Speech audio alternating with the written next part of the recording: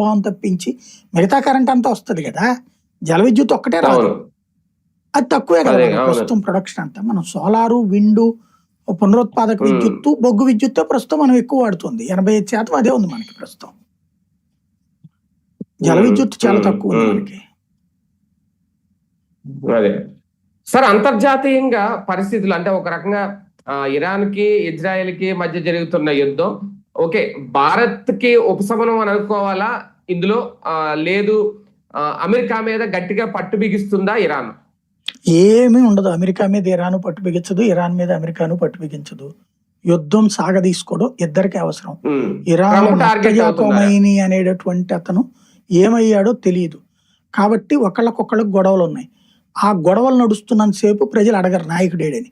గొడవలు ఆగిపోయినాయి అనుకోండి, ప్రజలు అడుగుతారు. మొక్తజా ఖొమైనీ ఎక్కడ ఉన్నాడో ఇప్పటికి కూడా ఎవరికి తెలియదు.